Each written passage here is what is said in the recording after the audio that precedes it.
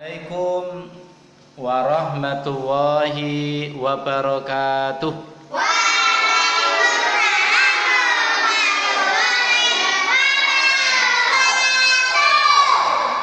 Selamat sore anak-anak.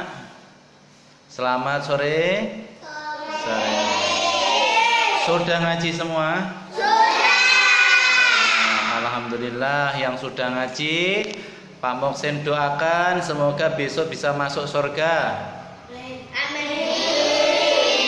Yang rajin mengaji semoga besok dibangunkan rumah dari emas oleh Allah. Yang sudah ngaji semoga besok menjadi manusia yang ganteng dan cantik. Oke anak-anak, kemarin kita sudah cerita tentang Nabi Muhammad Sallallahu Alaihi Wasallam semenjak lahir hingga sampai wafat. Sekarang kita beralih cerita daripada Nabi Ibrahim alaihissalam. Siapakah Nabi Ibrahim? Nabi Ibrahim itu adalah Nabi yang dicintai oleh Allah.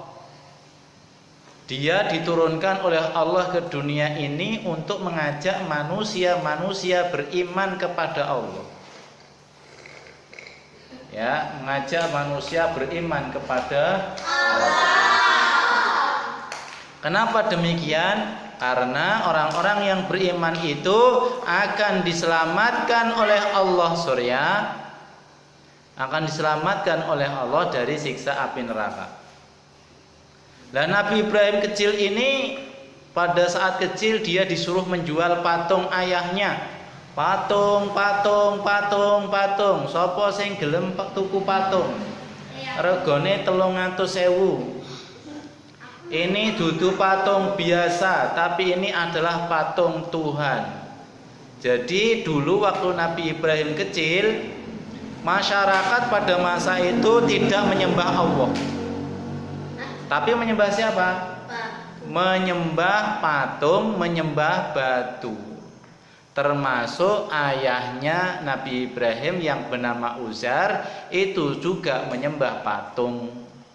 Berarti dulu orang-orang itu suka menyembah patung.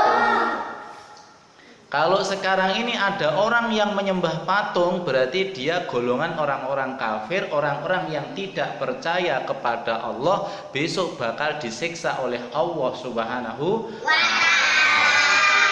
Makanya manusia kalian diciptakan, kalian dijadikan oleh Allah. Ya, di dunia ini tujuannya untuk apa? Supaya kalian mau menyembah Allah. Supaya kalian mau menyembah Allah. Anak-anakku, Nabi Ibrahim itu datang dari rumah ke rumah. Tok tok tok, assalamualaikum. Kemudian waalaikumsalam. Ada yang mengatakan demikian, ada yang tidak. Wahai sahabat saudaraku, aku mau menjual Tuhan, kamu mau enggak? Tuhanku itu ada yang harganya 300, ada yang harganya 250, tuh ditawarin tuh sama Ibrahim. Tapi pada masa itu karena orang-orangnya itu beriman kepada patung, ada yang jual, ada yang beli, ada yang laku, ada yang tidak laku. Di tengah perjalanan pulang, Nabi Ibrahim itu berkata sama patung, ya patung, kamu kan gak bisa bicara.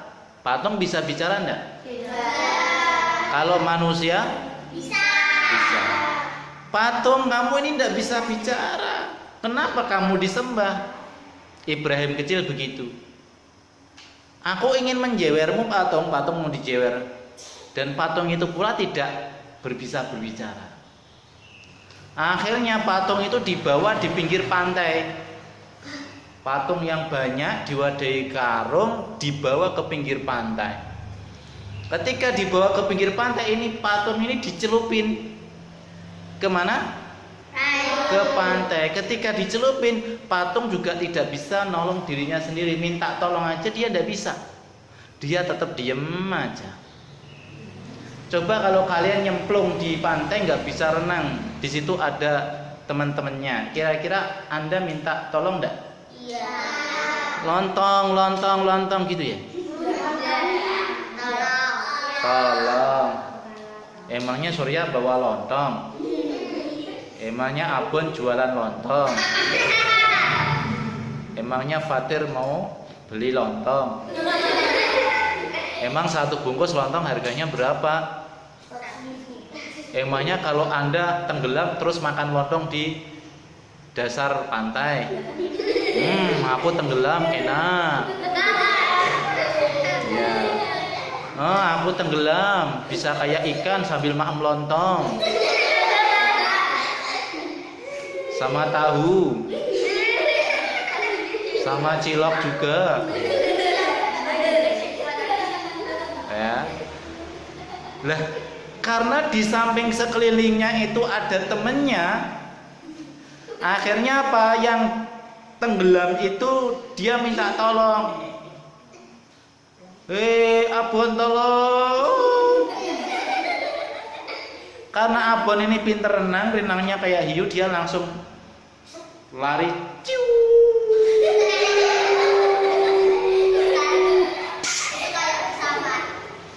Kayak pesawat. Akhirnya Abon itu langsung nancep kepalanya ke pantai.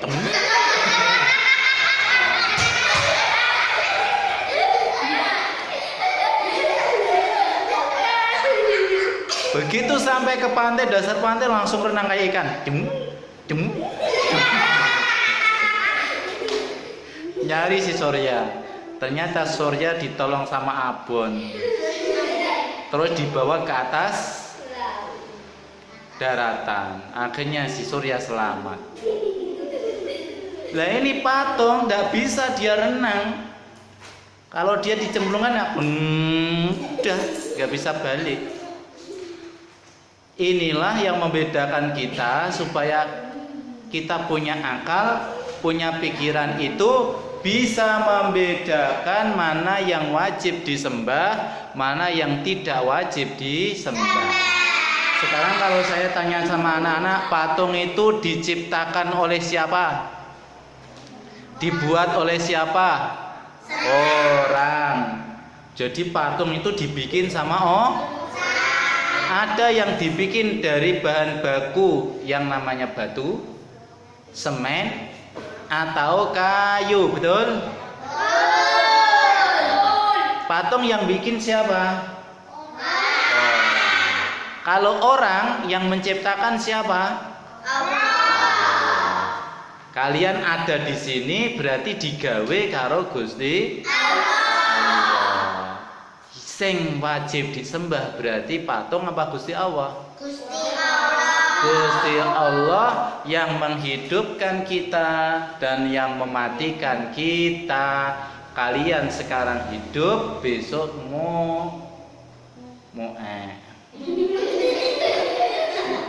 itu mati.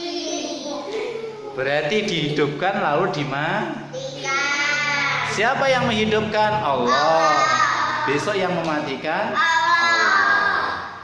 Kalau kita sudah tahu besok suatu saat nanti kita akan mati, maka dalam kehidupan ini kita melakukan perbuatan sing apik. Ana koncone ora nggo duit ning sekolahan, duitmu berjuta-juta di tas. Si Surya lagi ngene ning pinggir jalan. Ditemani sama Abon. Si Kenzi datang pakai kacamata hitam, rambutnya klimis, tangannya masuk ke saku semua, mengkerik.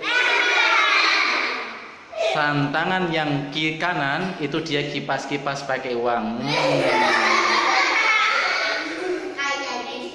Iya. Tangan kirinya sambil ngemut permen. Begitu melihat Surya sama Abon kaget, loh koncoku kok ning kene sambil gigit jari. Kayaknya dia 3 hari belum makan deh. wajahnya kok melas banget. Akhirnya dua orang ini, Surya sama Abon, langsung dicengkiwing sama Kenzi, diajak ke warung Padang. Iya, ditraktir. Begitu keluar dari warung Padang, Surya sama Abon udah kenyang, wajahnya mulai bersinar. Saat dia di jalan, wajahnya terasa gelap. Begitu keluar dari warung Padang, wajah Surya sama Abon menjadi Alhamdulillah. Lah, perbuatan baik ini yang bisa menghantarkan kita ini besok bisa masuk surganya Allah Subhanahu wa Ta'ala. Begitu Nabi Ibrahim menenggelamkan berhala itu, kemudian Nabi Ibrahim itu berkata sama berhala, aduh awakmu wae ra iso nulung awakmu dhewe, kok berhala patung ngono kok di sembah. Bahkan ada pada saat itu orang-orang ada yang bikin patung dari tepung terigu dicampur sama tepung padi, terus dikasih bumbu, ada garam, ada micin, ada kasar, ada sambal, terus diunyel-unyel. Setelah diunyel-unyel, terus tepung itu dibentuk seperti bentuknya Yusuf. Ada kepala, ada mata, ada hidung, ada tenggorok, ada tangan, ada kaki, ada perut. Yang jelas telinganya patung itu ada dua. Gak mungkin ada tiga, yang satu ditaruh sini, gak mungkin. Masa sini ada telinga, ada sininya, masa di batok ada telinga juga? Kira-kira betul gak? Gak betul. Karena Yusuf telinganya dua. Kalau bikin patung seperti Yusuf, maka telinganya harus sama. Dua. Hidungnya, lihat Yusuf, hidungnya bolongannya, lubangnya itu di bawah apa di atas? Lihat. Kenapa Allah menciptakan Yusuf hidungnya bolongannya atau ngisor? Sebab supaya ketika ada hujan tidak menjadi tada hujan, tidak kemasukan air. Coba bayangkan kalau Anda diciptakan oleh Allah hidungnya bolongannya ke atas, terus hujan deras lebat, anginnya juga deras. Nah kemudian anak-anak itu sedang hujan-hujanan, padahal hidungnya bolongannya ke atas, kemasukan air apa enggak? Iya. Bakal gebras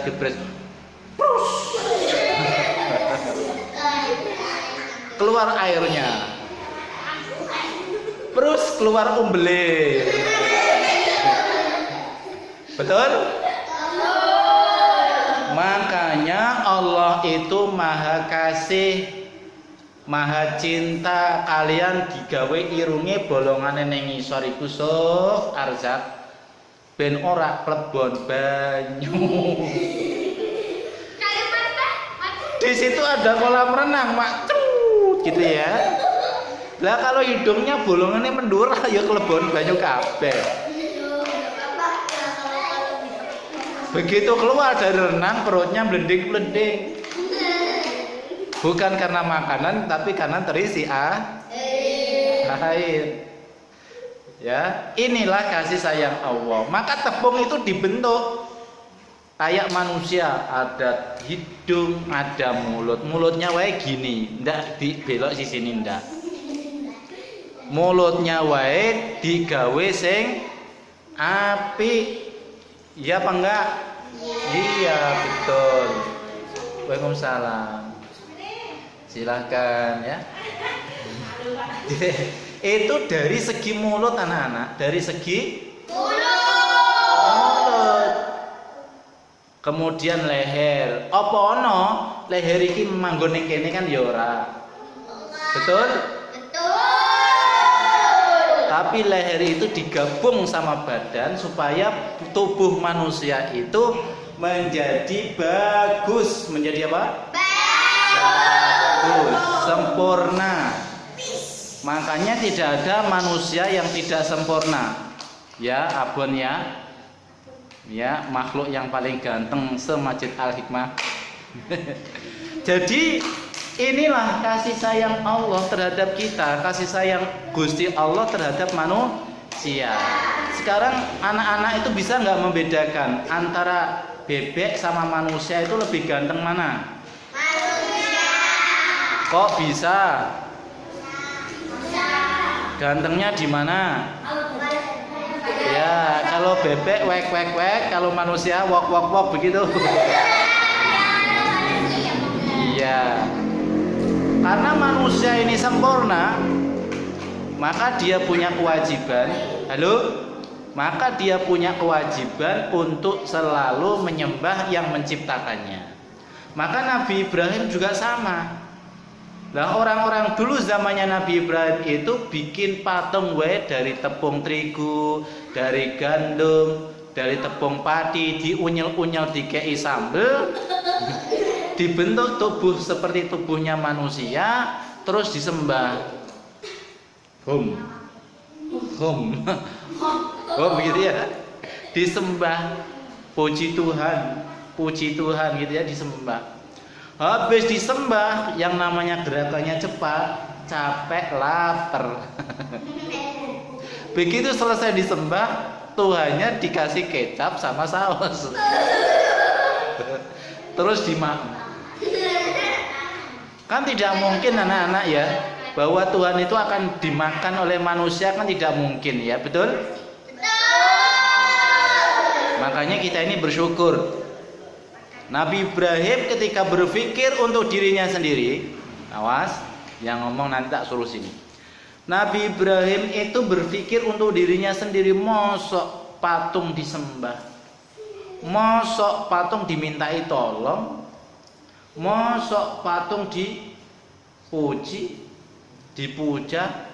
Yang wajib dipuja itu ya makhluk yang menciptakan bumi, menciptakan langit, menciptakan matahari yang ada di atas sana, menciptakan bulan yang ada di langit sana, menciptakan bintang-bintang yang indah di langit, menciptakan tumbuhan, ada pohon jati, ada pohon jambu, ada pohon apel, ada pohon durian. Ya? Apalagi kalau sekarang ini kalian sedang membayangkan durian. Oh, mantap gitu ya. Itu adalah Allah yang menciptakan, dan itu semua adalah untuk manusia. Itu untuk manusia. Ben manusia, kalian semua itu bersyukur kepada Allah. Ya, bersyukur kepada Allah. Maka kalian harus bersyukur kepada Allah. Lah caranya bagaimana? Yaitu melaksanakan perintahnya Allah dan menjauhi segala larangan-larangannya Allah. Anak-anak, tepuk anak soleh.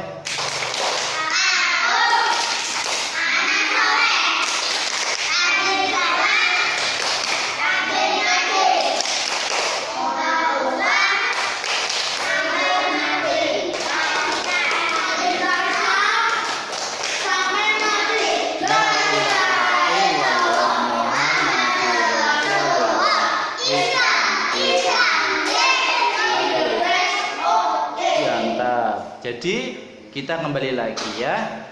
Nabi Ibrahim itu adalah seorang nabi sekaligus sebagai seorang rasul. Perlu diingat ya, perlu diperhatikan ya, perlu diperhatikan. Ingat kata Pak Mongsin, tidak boleh bicara sendiri, tidak boleh bicara sendiri. Nanti kalau diberikan waktu untuk bicara, boleh berbicara, menanyakan sesuatu ya yang tidak dipahami atau yang belum dipahami. Nabi Ibrahim itu berpikir, kok iso ya menungso gawe patung kok disembah. Akhirnya Nabi Ibrahim itu ditunggu karo bapake, kok Ibrahim rak balik-balik neng di bapake metu kau tengok di mana sih Ibrahim nggak pulang-pulang. Dia kan tak suruh jualan Tuhan, masa nggak mulai ditunggu mulai jam 4 sore nggak juga pulang, jam 6 maghrib nggak juga pulang, jam 7 waktu isya nggak juga pulang. Ternyata Nabi Ibrahim itu sedang berkelana, sedang melamun, sedang berpikir. Dia sedang duduk di atas batu berpikir, melihat ke langit, melihat bintang yang tinggi. Kemudian dia berpikir, siapakah yang menciptakan bintang di langit? Di waktu pagi dia melihat matahari. Kemudian dia berpikir, siapakah yang menciptakan matahari? Wes, ora usah ngomong. Kemudian di waktu malam dia melihat bulan. Kemudian dia berpikir, siapakah yang menciptakan bulan? Kemudian dia melihat dirinya sendiri, kok aku ada ya di bumi ini? Siapa yang menciptakan diriku? Dia berpikir, pasti ada yang menciptakan. Nabi Ibrahim itu terkenal pinter, terkenal cerdas. Itu Nabi Ibrahim. Dia terkenal pinter, terkenal cerdas. Terkenal pinter, terkenal cerdas. Makanya kamu harus ikuti jejaknya Nabi Ibrahim. Kalau kalian menjadi pinter, itu utamanya kalian harus rajin-rajin untuk belajar. Menuntut ilmu itu juga wajib. Mengaji ini juga menjadi kewajiban supaya menjadi pinter. Nah, pindah ini nanti, sini nanti kamu, ya. Oke, dan duduk, Caca, duduk yang bagus. Ya, anak-anakku sekalian yang saya cintai, Nabi Ibrahim setelah berpikir seperti itu dia pulang. Terus ditanya sama ayahnya, Ibrahim, kenapa kamu lama sekali? Mana patung-patung itu? Kata Ibrahim, bagaimana? Patung-patung itu sudah aku kintirkan ke sungai, dihanyutkan ke sungai.